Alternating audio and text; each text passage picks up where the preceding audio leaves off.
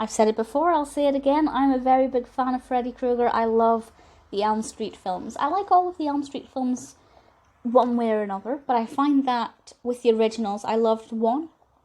I wasn't that bothered about 2, loved 3, wasn't that bothered about 4.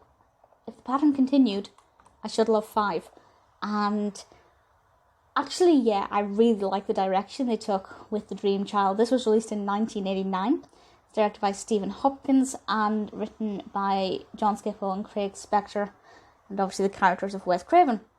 And this stars Robert Englund as Freddy Krueger and Lisa Wilcox as Alice. And the narrative, the plot description sounds really exciting, and I'm so pleased to say that the execution of it is just as thrilling.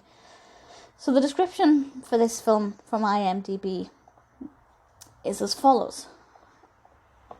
The pregnant Alice finds Freddy Krueger striking through the sleeping mind of her unborn child, hoping to be reborn in the real world. I love that, because it's different. It's not something any of the other films have done before, and I was really excited to see what they would do with this and just how far they would take it, because some people, not myself, I have to say, but some people have a problem with horrors involving babies because they just find that it's too upsetting or too emotional or whatever. I'm not that bothered. I actually found it an absolute delight. It's not my favourite, absolutely not my favourite of the Krugers, but I loved the concept. I wasn't sure how they'd do it, but I feel like the execution of the narrative worked so well.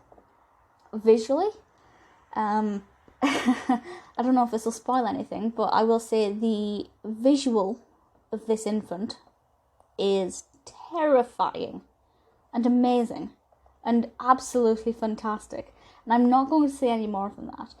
I also feel like a lot of the special effects are great, particularly when Krueger strikes, the ways in which he attacks other people, very prominent, very sticks in your mind a lot, very impactful.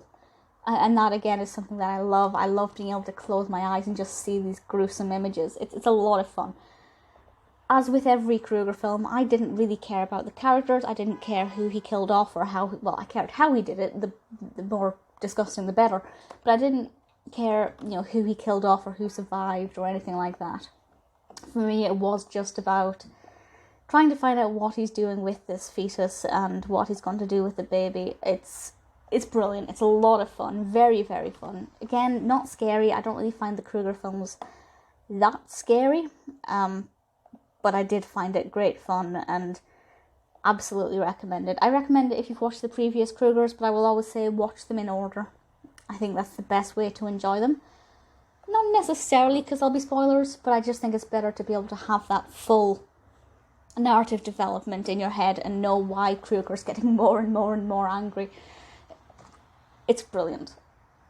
Not my favourite, but definitely a strong contender for second or third place.